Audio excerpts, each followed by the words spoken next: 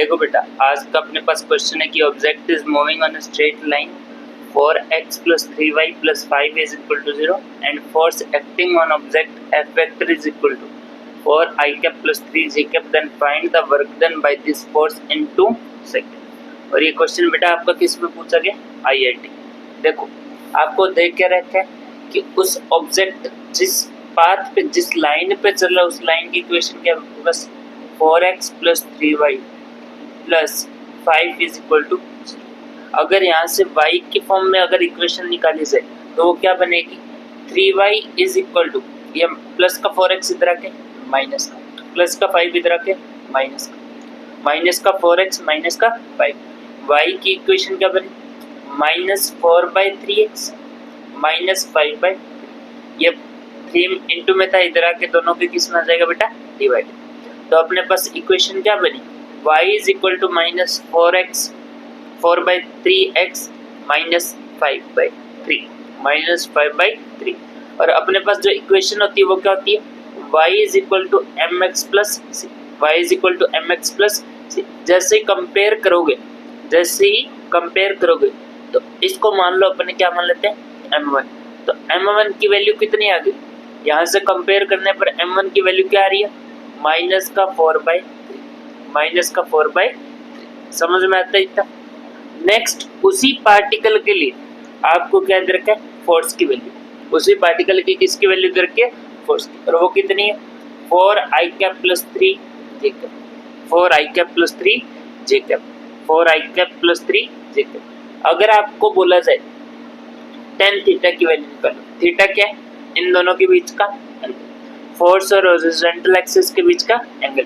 मान लो तुम्हारे पास, इसको अपन ड्रॉ करते हैं तो 4i cap means x direction में ये जो वैल्यू है कितनी है? 4i cap. वैसे ही y डायरेक्शन में कितनी दे रखी है? 3j cap. तो ये इन दोनों के लिए क्या हो जाएगा? ये थीटा एंगल। ये फोर्स वेक्टर के लिए क्या हो जाएगा बेटा? Theta angle. कहाँ से? हॉरिजॉन्टल डायरेक्शन से। कहाँ से हो जाएगा? हॉरिजॉन्टल डायरेक्शन से। और tan थीटा ही क्यों निकाला? क्योंकि अपने को क्या चाहिए? स्लोप। tan थीटा m किसके बराबर होता है? स्लोप के लिए फॉर्मूला क्या होता है? tan theta. तो अपने इसको बोल देते हैं m2। क्या बोल देते हैं? m2। फोर्स वेक्टर के लिए m2 निकालोगे तो m2 is equal to tan theta. यहाँ से tan थीटा। अब तुम्हारे पास एंगल क्या बनेगा?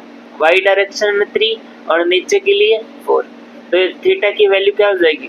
tan थीटा की वैल्यू निकालोगे तो क्या होता है? ट्रायंगल में परपेंडिकुलर अपॉन बेस। परपेंडिकुलर कितना? 3, बेस कितना? 4। tan थीटा किसके बराबर आ गया? 3/4। मीन्स m2 की वैल्यू अपने पास कितनी आ गई? 3/4। अब जिस लाइन पे चल रहा है उसकी इक्वेशन से स्लोप क्या आई? -4/3। और जिस फोर्स के कारण चल रहा है उसकी इक्वेशन कितनी आई? उसके लिए स्लोप की वैल्यू क्या है बेटा? 3/4। उसके लिए स्लोप की वैल्यू क्या है? 3/4। अगर इन दोनों का, इसको मान लो फर्स्ट इक्वेशन और इसको मान लो सेकंड इक्वेशन, तो by multiply equation first and second को जैसे ही मल्टीप्लाई करोगे तो क्या बनेगा? m1 into m2। m1 की वैल्यू -4/3 इंटू m2 की वैल्यू 3/4। 3 से 3 कैंसिल, 4 से 4 कैंसिल। m1 और m2 का प्रोडक्ट किसके बराबर आ गया? माइनस का 1। m1 और m2 का प्रोडक्ट किसके बराबर आ रहा है बेटा? -1। इसका मतलब फोर्स और डिस्प्लेसमेंट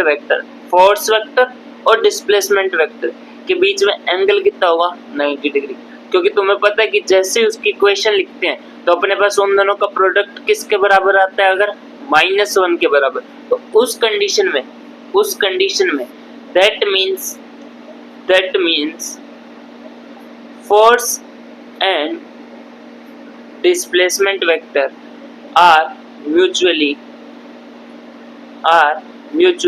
perpendicular। मीन्स थीटा की वैल्यू तुम्हारे पास क्या बेटा? 90 डिग्री। थीटा की वैल्यू क्या है? 90 डिग्री। फोर्स और डिस्प्लेसमेंट वेक्टर में एंगल कितना आ गया? 90 डिग्री। तो वर्क डन निकालना, तो वर्क डन किसके बराबर आएगा? अगर थीटा की वैल्यू 90 डिग्री तो अपने पास इक्वेशन फॉर्मूला क्या था? F S cos theta, cos theta, F S cos theta. और जब भी थीटा की वैल्यू 90 होती है तो डब्ल्यू की वैल्यू क्या होती है? 0। डब्ल्यू की वैल्यू कितनी होती है? 0। तो वर्क डन की वैल्यू कितनी आ गई बेटा? 0। वर्क डन की वैल्यू कितनी आ गई? 0। ठीक है बेटा, ये अपने ने छोटा सा लॉजिक लगाया, इस पर छोटा सा स्लोप वाला लॉजिक लगाया। ठीक है, थैंक यू।